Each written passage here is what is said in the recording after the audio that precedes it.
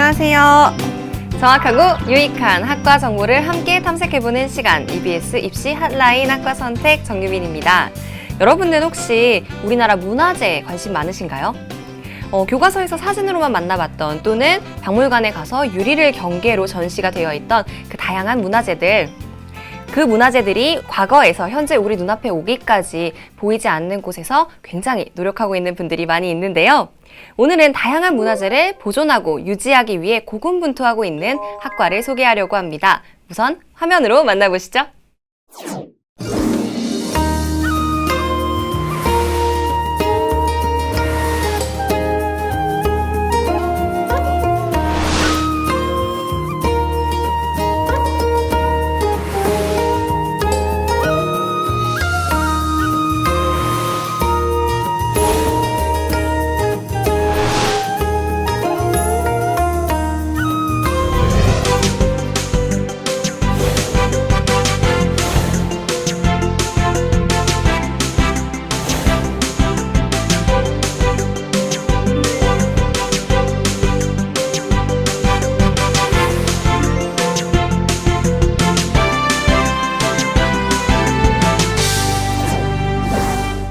네, 지금부터 문화재 보존학과에 대해서 이야기를 나눠볼 텐데요. 오늘도 역시 제 옆에 대학 입시 전문가이자 EBS 진로진학을 담당하고 계신 윤윤구 선생님 나와 계시네요. 선생님 안녕하세요. 안녕하세요.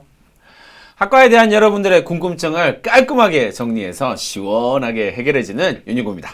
네, 선생님 오늘 소개할 학과가 문화재 보존학과인데요. 네. 어떤 학과인지 간단한 설명 좀 부탁드릴게요. 네. 문화재 보존학과는 문화유산을 보다 과학적으로 연구하고 보존할 수 있는 능력을 갖춘 전문가를 양성하기 위한 학과다라고 말씀드릴 수 있고요. 이런 능력을 갖춘 전문가를 양성하기 위해서 인문학적 지식뿐만 아니라 과학적 지식, 그리고 이러한 두 지식을 베이스로 해서 문화재 보존 기술을 갖춘 전문가를 양성하기 위한 커리큘럼을 가지고 있는 학과다라고 말씀드릴 수 있을 것 같아요. 조금 더 비유적으로 표현하자면 이렇게 말씀드릴 수 있을 것 같아요. 문화재를 치료하는 의사, 이렇게 표현할 수 있다라고 말씀드릴 수 있네요. 야, 문화재를 치료하는 의사 멋진 표현인데요. 괜찮죠? 괜찮습니다. 아무래도 과거에서 왔으니까 여기저기 손볼 곳이 좀 많이 있겠죠? 네. 그렇다면 문화재 보존학과는 어떤 학과에서 파생되어 나왔는지 그 설립 배경에 대해서도 소개 좀 부탁드릴게요. 대학을 구분할 때, 이제 학과를 구분할 때 표준 분류 체계라고 하는 걸 사용하는데, 그 표준 분류 체계에 따르면 문화재 보존학과는 인문사회 계열의 문화, 민속, 그리고 미술사학으로 계열로 분류가 돼요. 그 문화, 민속, 미술사학 계열의 이제 세부학과로서 문화재 보존학과가 일반적으로 나타나게 되는데, 그렇기 때문에 대부분의 이제 문화재 보존학과는 대체로 인문계열, 혹은 미술사학과 관련해서 미술계열이나 예술계열로 이렇게 학과가 개설이 되는데, 오늘날에는 이런 인문학적이나 역사학적인 문화재의 중요성뿐만 아니라 문화재를 자체를 보존하기 위한 어떤 과학기술과 능력이 대단히 강조되면서 이런 문화재 보존학과들이 자연계열에도 개설되기 시작을 했어요. 그 대표적인 학과가 이제 공주대학교에 있는 문화재 보존과학과입니다. 그렇군요. 같은 학문이라도 어떤 것을 기준으로 접근하느냐에 따라서 학부가 달라질 수도 있네요. 그렇죠. 그렇다면 문화재와 관련된 학과로는 또 어떤 학과들이 있을까요? 좀 크게 본다면 문화재 학과에서 출발한다라고 말씀을 드릴 수 있을 것 같아요. 이제 문화재 학과에서 조금 더 세부적으로 간다면 문화재 관리학과라든지 아니면 문화재 발굴 보존학과라든지 혹은 문화재 보존 관리학과라든지 문화재 보존 예술학과 같은 형태로 이렇게 쭉쭉 뻗어나갈 수 있다라고요. 말씀드릴 수 있고요. 전국적으로 본다면 문화재 보존이라고 하는 학과명을 사용하는 학교는 한 4곳 정도 개설되어 있는 것으로 보입니다. 그렇군요.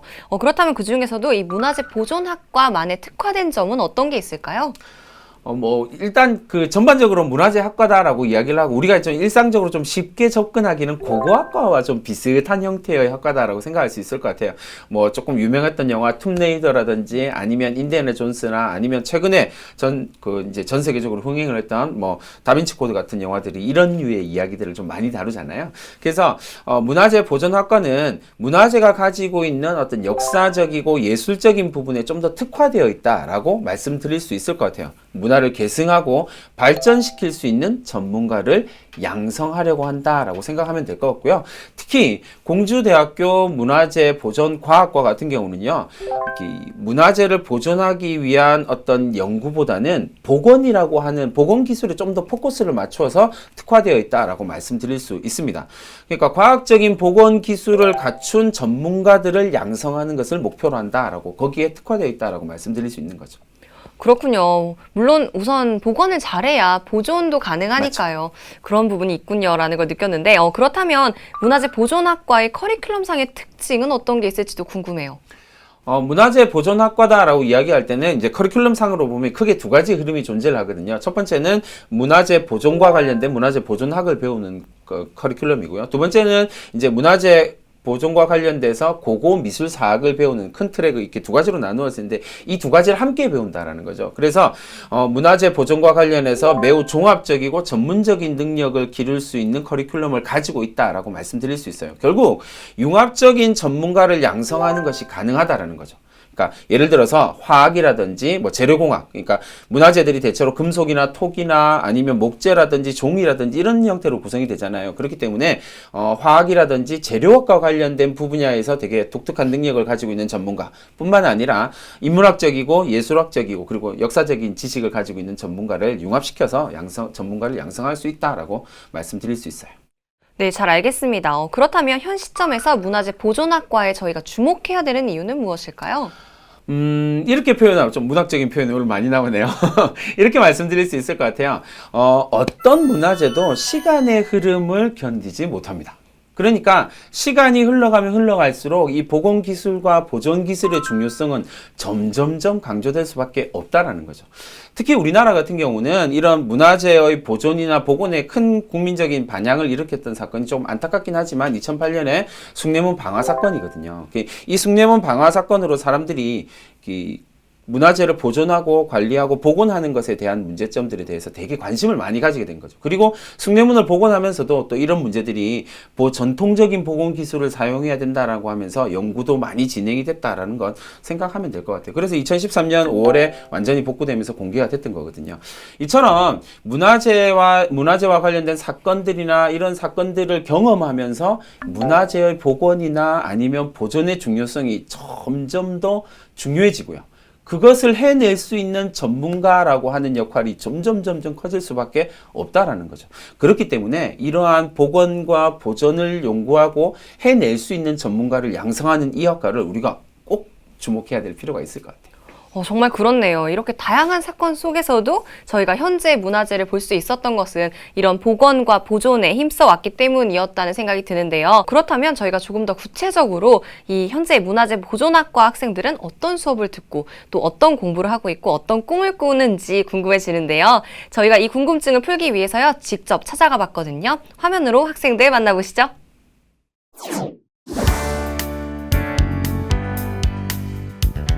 문화재 보존학과에 대해 알아보기 위해 공주대학교 문화재 보존과학과를 찾아가 보았습니다.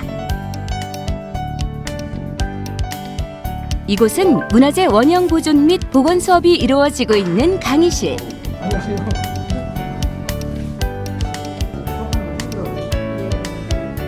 깨진 기와에 보존 처리를 위한 약품을 발라 붙이는 작업을 하는데 열심히 집중하고 있는 문화재 보존과학과 학생들의 모습이 진지해 보입니다.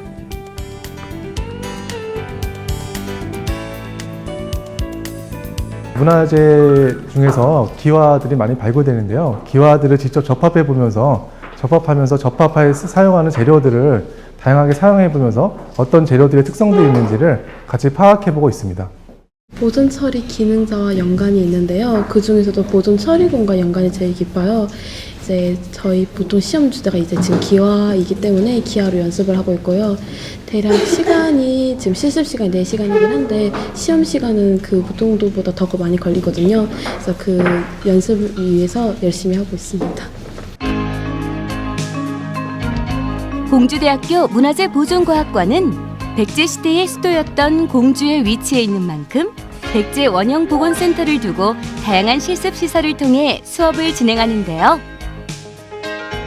이쪽이 그 목조 문화재를 일반적으로 보존 처리해가는 과정과 이것이 보통 그 문화재가 가지고 있는 특징에 대한 기록을 철저하게 남기고 또한 그 비파괴 문화재의 체계적인 보존 관리에 객관적 자료를 제시하고 나아가 문화재를 과학적으로 복원시켜 나갈 전문가들을 양성하는 데 힘을 쏟고 있습니다.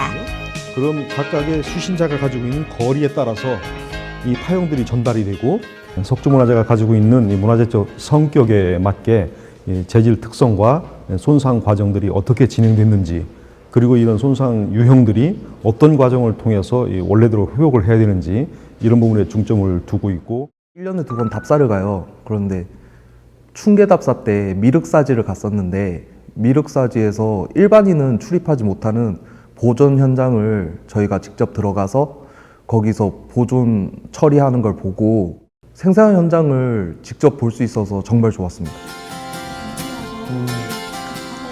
수업이 끝난 후 모인 문화재 보존과학과 카피티지 동아리 학생들.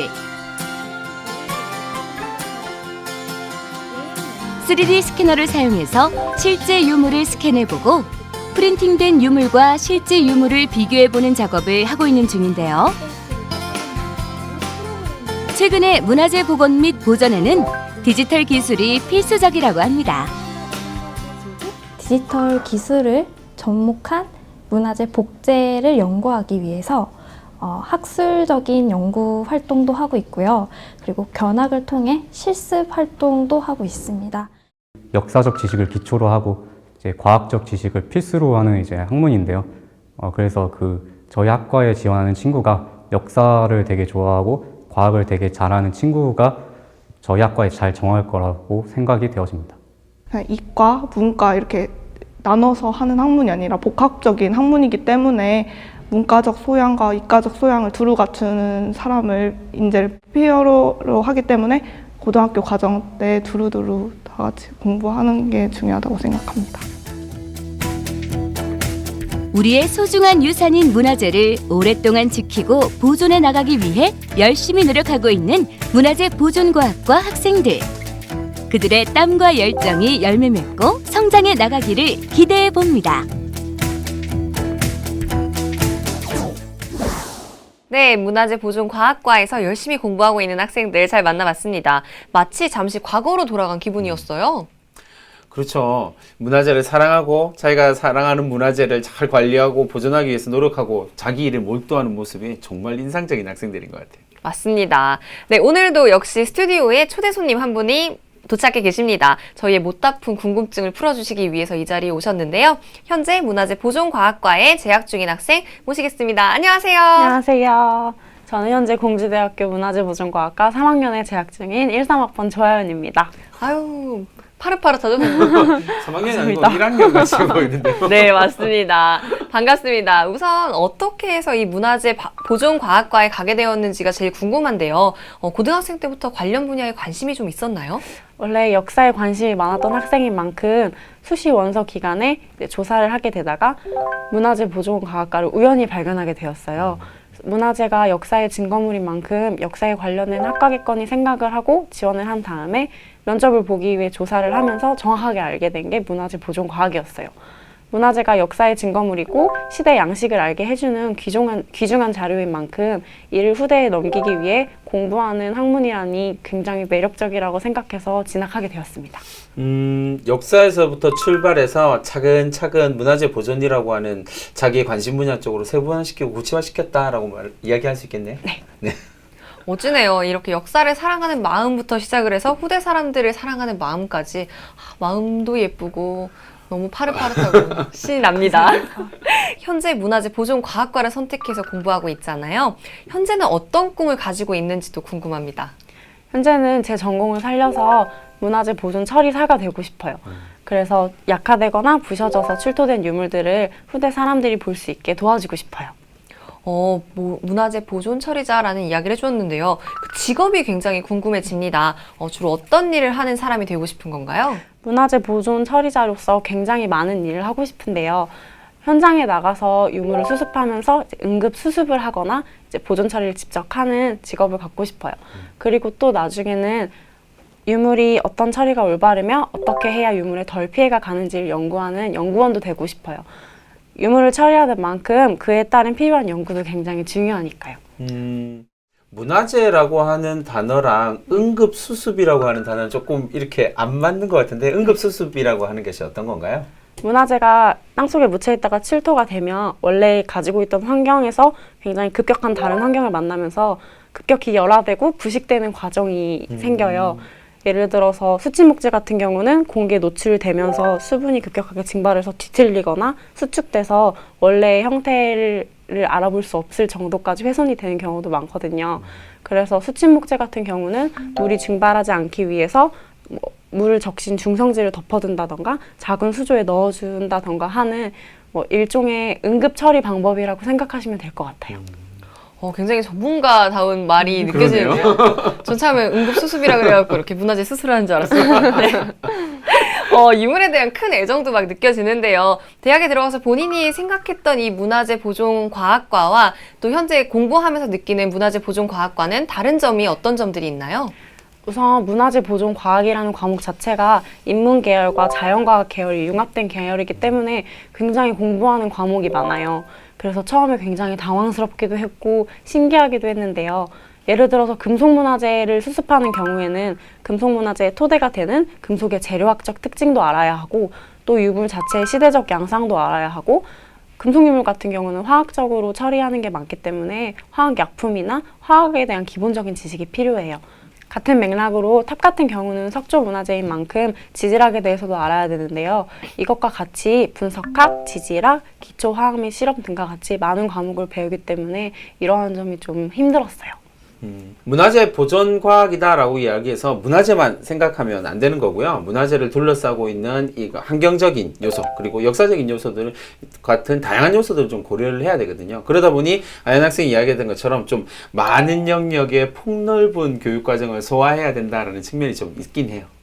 네, 정말 그렇네요. 그렇다면 공부하면서 가장 어려웠던 점이 무엇일지도 궁금한데요. 방금 말씀드린 게 어려웠던 부분이 되기도 해요. 더 자세히 알고 싶은 만큼 공부해야 될 부분이 많으니까 포기하고 싶은 경우도 굉장히 많았어요. 예를 들어서 2학년 1학기 때 배우는 문화재 재료학 및 실험 같은 경우는 암석의 기원, 금속의 조성비에 대한 특징, 토기의 주 재료인 실리카나 도자기의 유약 등과 같은 부분에 대해서 너무 방대한 내용을 배워서 포기하고 싶은 경우가 많았는데요. 보존 처리를 하기 위해서는 그 기원이 되는 물질을 자세히 조사한 다음에 처리를 해야 문화재에 피해가 생기는 경우가 더 적으니까 이를 위해서 필요한 자료겠거니 생각하고 열심히 공부했습니다.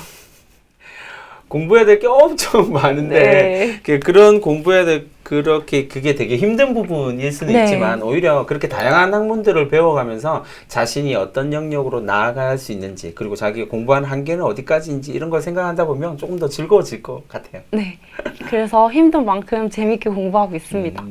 힘들지만 재밌게 공부하고 있다니까 더 예쁜데요? 감사합니다. 그렇다면 그렇게 큰 많은 분야 중에서 이제 공부를 어떻게 해나가고 있는지가 궁금해지는데요. 뭔가 체계화된 방법이 있을 것 같습니다. 학년별로 구체적으로 어떻게 진행이 되고 있는지 그 커리큘럼을 소개 좀 부탁드릴게요. 네, 1학년 때는 기본적인 개론 수업이 많아요. 그래서 문화재의 시대적 양식이나 특징 같은 것을 배우는 문화재 학개론이나 문화재 보존과학개론, 그리고 지질학이나 화학 실습 같은 좀 더 기초적인 자료가 많아요. 그리고 2학년 때는 1학년과 마찬가지로 기초 지식 수업인데요. 좀 더 다른 점은 이제 실습 과목이 추가된다는 것이에요. 그래서 문화재를 연구하기 위해 필요한 분석학이나 재료학 같은 과목 등을 배우고 또 토기나 도자기를 실습하는 과목, 기와 수복을 하는 방법을 배우는 실습 과목 같은 것들이 있습니다. 그리고 3학년, 4학년 같은 경우에는 문화재를 재질별로 나눠서 좀 더 세부적으로 공부를 하는데요. 한옥 건축 구조에 관해서 배우거나 문화유산의 보존 처리에 관해서 배우거나 또 석조 문화유산 보존 과학 및 실습, 문화재 방사선 및 실습 같은 것을 배우고 금속 문화재 보존 실습을 배우기도 합니다. 정말 많은 것들을 공부하고 있구나. 실습도 많은 거 같고. 네, 그런 생각을 하게 됩니다. 이렇게 많은 분야를 다 공부해도 좋을 만큼 그것을 넘어가는 그런 장점이 있을 것 같은데요. 문화재 보존과학과에 대해서 자랑하고 싶은 게 있다면 어떤 게 있을까요? 문화재 보존 과학이라는 과목 자체가 전국에 그것을 전공으로 두고 있는 학교가 별로 없어요. 그리고 그만큼 그 일을 할 수 있는 사람이 적다는 뜻이기도 하는데요.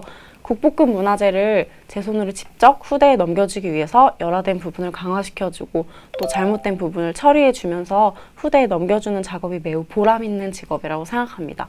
진짜 직접 유물을 이렇게 자신이 만질 수 있다라고 생각하면 정말 뿌듯할 것 같아요. 네. 저도 막 해보고 싶은데요. 선생님 막 만지면 안 됩니다. 네, 벌써부터 그 설렘이 막 느껴지는데요. 현재 문화재 보존과학과를 졸업하고 현장에서 일하고 있는 분들의 이야기를 들어보면 조금 더 자세히 느껴보실 수가 있지 않을까 싶습니다. 그래서요, 졸업생들은 어디에서 어떤 일을 하고 있는지 저희가 찾아가 봤거든요. 함께 만나보시죠.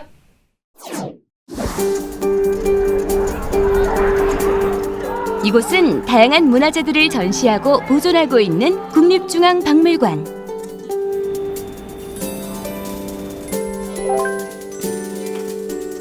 국립중앙박물관 보존실에서 문화재 보존 처리 업무에 집중하고 있는 문화재 보존과학과 졸업생 권윤미 씨를 만나볼 수 있었습니다. 박물관에서 보존과학자가 하는 일은 박물관 소장품들을 안전하게 보존 처리를 해서 전시실에서 관람객들에게 보여드리고 그다음에 다양한 이제 연구자들에게 연구에 활용할 수 있도록 이제 보존 처리를 완료해서 내보이는 일과 그다음에 앞으로 또 안전하게 계속 손상 없이 보존될 수 있도록 관리하는 일, 그리고 과학적인 방법을 이용해서 어떻게 만들어졌는지, 어떤 역사적인 의미가 있는지를 이제 조사하고 분석하고 연구하는 일들을 함께 하고 있습니다. 관리하고 있는 유물을 조심스러운 손길로 꼼꼼히 살펴보는 권윤미 씨. 문화재 보존과학과에서 배운 것들이 실무에서 많은 도움을 주고 있다는데요. 학교에서 배웠던 기초과학, 화학이나 생물학이나 지질학이나 여러 가지 기초과학과 그다음에 고고학이나 미술사들, 다양한 이제 역사적인 분야에서 기초학문들, 그런 것들이 저희가 이제 현장에 나왔을 때 일을 하는 데 있어서 굉장히 많은 도움이 되고 있습니다. 다양한 나라에서 발표되는 그런 연구 자료들을 볼 수 있게 어학 실력이나 그다음에 기초학문, 기초과학 분야들, 그런 것들에 대해서 조금 기초를 탄탄히 공부를 해줬으면 좋겠고, 그리고 또 많이 보고, 박물관이든 미술관이든 여러 가지를 다니면서 많이 문화재들을 많이 보고 많이 접해서 견문을 넓히는 게 굉장히 좋을 것 같아요. 네, 문화재 보존과학과 졸업생의 이야기 잘 들어봤습니다. 실제 현장이 궁금하던 친구들에게는요, 궁금증이 좀 해소되는 시간이 되었길 바라면서요. 이 밖에도 어떤 직업군들이 또 있는지 궁금합니다.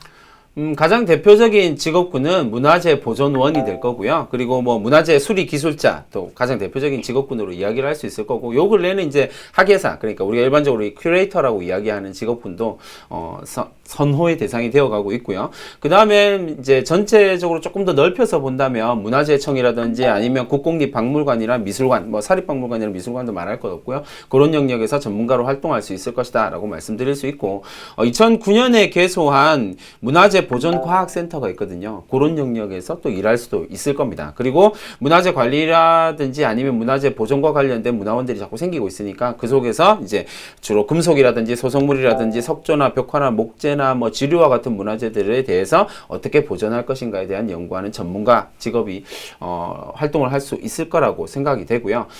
관련된 직업군에서 가장 독특한 직업이 이제 1970년대에 우리나라 신안에서 이제 보물섬이 발견되면서 알려지기 시작한 수중문화재 발굴 조사 전문가라고 하는 직업이 있는데 우리나라에서 딱 5명밖에 없거든요, 지금까지도. 그래서 그런 영역의 직업군들도 존재한다라는 거 말씀드릴 수 있습니다. 네, 소개 감사합니다. 이처럼 정말 다양한 직업들이 있는데요. 이와 관련해서는 어떤 자격증들이 있을지도 궁금하거든요. 가장 대표적인 자격증으로는 문화재 수리 기능자가 있고요. 그리고 한 단계 더 나아가면 이제 문화재 수리 기술사 이런 직업군 이런 자격증 분류가 있고요. 문화재 수리 기능자라고 이야기할 때는 와공 그러니까 이제 기와와 관련된 기능을 가지고 있는 사람 그리고 이제 보전 처리공이라든지 아니면 대목이나 소목처럼 목수와 관련된 그리고 화공이나 모사와 같이 이제 총 24개의 영역에 있어서 기능자와 관련된 자격증이 존재를 하고요. 이제 한 단계 더 나아가면 이제 기술자라고 이야기할 때는 6개 정도의 자격증이 존재하고 있습니다. 네, 이런 자격증들도 참고해두면 도움이 될 것 같네요. 또한 본격적으로 직업을 갖기 전에요. 다양한 실습이나 또 외부 활동도 중요할 것 같은데요. 아연 학생 수업 외에도 하고 있는 활동들이 있을 것 같은데 어떤 게 있나요? 제가 수업 외에 했던 활동들 같은 경우에는 작년에 휴학하면서 했던 한옥직업학교에 가면서 소목수 과정을 이수했던 거랑 국립문화재연구소 보건기술연구실에서 일했던 경험을 들 수 있을 것 같아요. 제가 평소에 목조 문화재에 관심이 되게 많거든요. 그래서 그들의 짜임새를 공부하기가 어려워서 한옥학교를 찾아가서 창호를 제작하면서 그들의 짜임새를 공부하였고요. 그리고 그 다음에 국립문화재연구소에 들어가서 문화재를 연구할 때의 전반적인 과정이 어떻게 흘러가는지 이해하는 데 도움이 되었습니다. 문화재 보존 과학과를 희망하는 입시 준비생들을 위해 해주고 싶은 이야기가 있나요? 일단 모두들 많이 들었던 말이겠지만 공부를 열심히 하는 게 제일 중요할 것 같아요. 학교에 진학하고서도 화학등과 같은 기초 지식이 없어서 고생하고 있는 친구들도 되게 많았거든요. 그 외에는 문화재에 대해 관심이 많으면 될 것 같아요. 나중에 제가 직접 처리하고 보존하고 지켜가야 할 아이들이니까 문화재에 관심을 가지고 지켜본다면 후에 즐겁게 공부할 수 있는 원동력이 될 것 같아요. 내가 직접 보존할 아이들이라는 표현을 썼습니다. 야, 넘치는 애정인데요. 네, 맞습니다. 그리고 저는 공부를 열심히 해야 된다는 이야기가 탁 와닿았습니다. 아, 정말 공부는 열심히 해야죠. 특히나 이제 다양한 학문들을 다루고 있기 때문에 좀 더 공부를 열심히 하긴 해야 될 것 같아요. 선생님께서도 이 문화재 보존 과학과를 꿈꾸는 학생들에게 좀 해주고 싶은 이야기가 있으실 것 같아요. 기본적으로 역사와 문화에 대한 애정과 열정이 있는 학생들에게 추천드리고 싶어요. 그리고 이게 사실은 문화재에 대한 애정과 열정이 가장 중요하기도 하고요. 그 다음에 훼손된 문화재를 보면서 이제 안타까움을 좀 남달리 느꼈던 학생, 그리고 그 훼손된 문화재에 대해서 나름 사명의식과 좀 책임감을 느꼈던 학생이라면 이 학과에서 공부하는데 참 즐거울 것이다 라고 생각할 수 있을 것 같고요. 석조물이라든지 미술품과 같은 이런 그 문화재들은 대체로 이렇게 정확하게 보존하고 그리고 복원하기 위해서는 재료학을 알아야 됩니다. 물질에 대해서 그리고 재료에 대해서 이해를 해야 되기 때문에 화학이라든지 재료학이나 물리학에 대해서 관심 있는 학생이라면 즐겁게 공부를 할 수 있을 거라는 생각을 하고요. 마지막으로 이제 꼭 말씀드리고 싶은 건 유물 보존이라든지 복원이라고 하는 작업이 최소가 거의 1년 정도 되는 정말 최소 잡으면 1년 정도 되거든요. 그래서 정말 끈기 있는 학생이 이 학과에 지원해서 전공을 맞추는 게 맞는 것 같아요. 그래서 근래에 이제 문화재 복원이나 보존에 대한 관심이 많아지면서 지원자가 이렇게 꾸준히 증가하고 있긴 한데 대체로 10명 중에서 한 6, 7명 정도는 너무 힘들다고 이게 그만두는 학생들이 좀 많다라고 이야기를 하더라고요. 그런 만큼 정말 매력적이고 그리고 재미도 있고요. 그리고 또 남다른 어떤 이런 그 자부심을 느낄 수 있는 분야이긴 하지만 되게 험난하다라는 점을 꼭 기억하고 지원하는데 꼭 참고해 줬으면 좋겠습니다. 네, 정말 많은 도움이 되셨을 것 같습니다. 잘 참고해 주시고요. 오늘 시간 내주시고 좋은 말씀 해주신 두 분께 다시 한번 감사드리겠습니다. 감사합니다. 감사합니다. EBS 입시 한라인 학과 선택, 오늘은 문화재 보존학과에 대해 알아봤습니다. 과거의 유물을 보존하고 또 연구한다는 건 어떤 일일까 궁금했었는데요. 오늘 이야기를 나누다 보니까요. 생각보다도 훨씬 더 매력적이고 또 가치 있는 일이라는 생각이 들었습니다. 비록 공부해야 할 분야는 무척 많지만요. 이 무궁무진한 매력에 빠지고 또 도전해보고 싶은 친구들 많은 관심 기대해보면서요. EBS 입시 한라인 학과 선택, 다음 주에 더욱더 정확하고 유익한 정보로 찾아뵙도록 하겠습니다. 다음 주에 만나요. 감사합니다.